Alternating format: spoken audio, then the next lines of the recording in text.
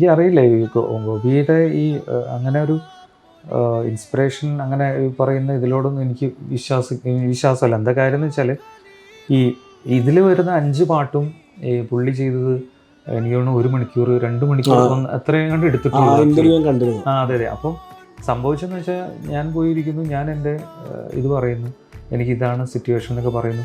പുള്ളി അപ്പം തന്നെ ആലോചിച്ചിരുന്നിട്ടാണ് ട്യൂൺ ഉണ്ടാക്കുന്നത്. അത് പ്രിപ്പയർഡും അല്ല. കാര്യം എനിക്കറിയാം. കാര്യം പുള്ളി അതിന് മുമ്പ് ഒന്നും പ്ലാൻ ചെയ്ത് വന്നതല്ല എന്നും ഒരു പെട്ടെന്നുള്ളൊരു സമയത്ത് വന്നിട്ട് എനിക്ക് ഈ ഒരു സാധനമാണ് വേണ്ടത്. അപ്പോൾ പുള്ളി വിചാരിച്ച സാധനം ആയിരിക്കില്ല ചിലപ്പോൾ ഞാൻ പറഞ്ഞത്.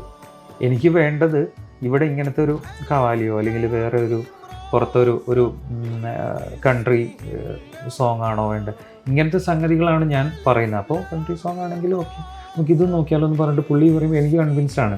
അപ്പോൾ അങ്ങനെ എനിക്ക് ഒരിക്കലും വിശ്വാസമില്ല. കാര്യം ഈ സിനിമയിൽ എനിക്ക് ഫ്രഷായിട്ട് തന്നെയാണ് എനിക്ക് ഫീൽ ചെയ്തത്. കാര്യം ഞാനൊരിക്കലും വേറൊരു ഇത് കണ്ടിട്ടില്ല ഒന്നാമത്. പിന്നെ പുള്ളിയൊക്കെ എത്തിയതെന്ന് വെച്ചിട്ടുണ്ടെങ്കിൽ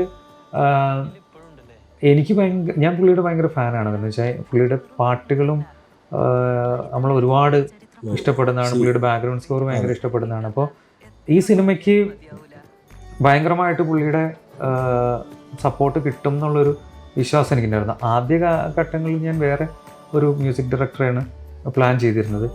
പിന്നെ അതിൽ നിന്ന് മാറിയിട്ട് ഈ ഇതിലേക്ക് ഞാൻ പിന്നെ എനിക്ക് തോന്നിയത് വെച്ചാൽ ഇതിൻ്റെ ഒരു കൾച്ചർ സംഗതികളും പുള്ളിക്ക് കൃത്യമായിട്ട്, ഇപ്പോൾ പ്രത്യേകിച്ച് ഈ മിഡിൽ ഈസ്റ്റ് ഇന്ത്യ അല്ലെങ്കിൽ ഒരു സ്പാനിഷ് അറേബ്യൻ ഒരു ടച്ചൊക്കെ പുള്ളിക്ക് കൃത്യമായിട്ട് കൊണ്ടുവരാൻ പറ്റും. അതെ അതെ അതെ. എല്ലാത്തിലും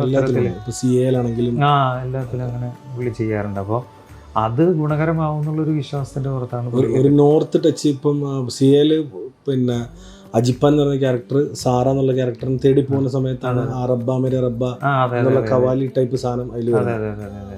അപ്പം ഇതിന്റെ ബാക്ക്ഗ്രൗണ്ട് സ്കോറിൽ ഇപ്പം ഈ പെണ്ണായി വെട്ട പിള്ളെ എന്നുള്ള ആ പാട്ട്, അപ്പോൾ അതിൻ്റെ ഒരു ചടുലത കാണുന്നുണ്ട്. അപ്പോൾ അത് കഥയുടെ ഒഴുക്കിന്റെ ഈ സ്പീഡ് കാണുമോ? മീൻസ് ആക്ച്വലി പറഞ്ഞാൽ ഞാനിത് ഷൂട്ട് ചെയ്തതിന് ശേഷമാണ് ഇദ്ദേഹത്തിലേക്ക് എത്തുന്നത്. അപ്പം വന്നൊരു സംഭവം എന്ന് വെച്ചാൽ പുള്ളിയുടെ മ്യൂസിക് ശരിക്കും എൻ്റെ വിഷ്വലിനേക്കാളും മേളിലാണ് സത്യത്തിൽ പറഞ്ഞാൽ. അപ്പോൾ മ്യൂസിക്കിന് ഒപ്പിച്ച് എൻ്റെ വിഷ്വൽ എത്തുമെന്നുള്ളൊരു പേടി പോലും എനിക്കുണ്ടായിരുന്നു. എന്നുവെച്ചാൽ ഈ മ്യൂസിക് നേരത്തെ കിട്ടിയിരുന്നെങ്കിൽ നമ്മൾ വേറൊരു തരത്തിൽ അതിനെ ട്രീറ്റ് ചെയ്തേനെ എന്ന് കരുതി ഞാൻ ഈ ഒരു പേസിലേക്ക് മാറ്റാൻ പുള്ളിയെ നിർബന്ധിച്ചില്ല. കാര്യം ഞാൻ അത്രയ്ക്ക് ഇഷ്ടപ്പെട്ടു പുള്ളിയുടെ പാട്ടുകൾ. അപ്പോൾ അതുകൊണ്ട് പരമാവധി ജസ്റ്റിസ് ചെയ്യുന്ന രീതിയിൽ തന്നെയാണ് അതിൻ്റെ വിഷ്വലിൽ. ഇപ്പോൾ ഗോപി സുന്ദറും നിങ്ങളും ദീപ തോമസും കൂടെ ഇൻ്റർവ്യൂ ഞാൻ കണ്ടിരുന്നു. അതിൽ 2 കാര്യങ്ങൾ ഗോപി സുന്ദർ പറയുന്നുണ്ട്. അതിൽ ഒന്നാമത്തെ സാധനം, പിന്നെ ഗോപി സുന്ദർ പറയുന്നത്, എൻ്റെ അടുത്ത് ഒരു സംവിധായകൻ വന്നിട്ട് പിന്നെ ഒരു സിനിമയെക്കുറിച്ച് സംസാരിക്കുമ്പോൾ നമുക്ക് കിട്ടുന്നൊരു ഡിവൈനിറ്റി ഉണ്ട്. ചിലരുമായി സംസാരിക്കുമ്പോൾ നമുക്കൊരു ഡിവൈനിറ്റി കിട്ടും. അങ്ങനെ കിട്ടിയാൽ നമ്മുടെ വർക്കിൻ്റെ ഔട്ട് വളരെ വേഗത്തിൽ നടക്കും. മജുവുമായിട്ട് സംസാരിച്ചപ്പോൾ എനിക്കത് ലഭിച്ചിട്ടുണ്ട് എന്ന് പറയും.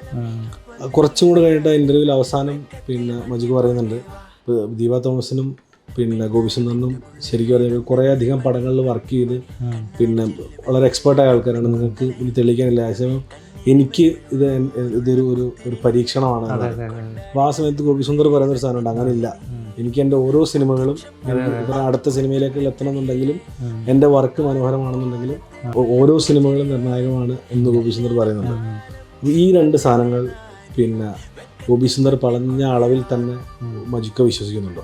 ഉറപ്പായിട്ടും. എന്ന് വെച്ചാൽ പുള്ളി നമ്മളിപ്പോൾ ഒരു സാധാരണ ഒരു പ്രാവശ്യം മാറ്റിയ സാധനം ഞാൻ വീണ്ടും മാറ്റാം അല്ലെങ്കിൽ അങ്ങനെയൊക്കെ പറയേണ്ട സാഹചര്യത്തിൽ സ്വാഭാവികമായിട്ട് ആർക്കായാലും ഇത്ര സീനിയർ ആയിട്ടുള്ള ആളാണ്, ഞാൻ അധികം ഒരു ഫ്രഷറാണ്. പക്ഷേ ഈ പുള്ളി അത് നമ്മളൊരു ബ്രദറിനെ പോലെ കണ്ട് എത്ര പറഞ്ഞാലും പുള്ളിക്ക് അതൊരു ബുദ്ധിമുട്ടില്ലാതെ പുള്ളി അത് ചെയ്യുന്നു.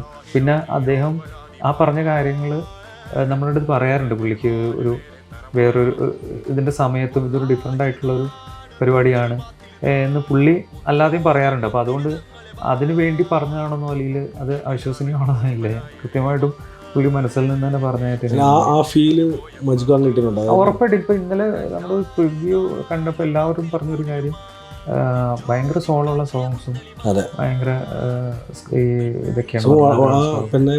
വളരെ മനോഹരമായി. അതെ അതെ അതെ. അതായത് നമ്മൾ ഒരു വട്ടം കേട്ടാൽ ഒന്നുകൂടി കേൾക്കാൻ നമുക്ക് തോന്നുന്ന വിധത്തിൽ മനോഹരമായ അതെ പാട്ടാണ്.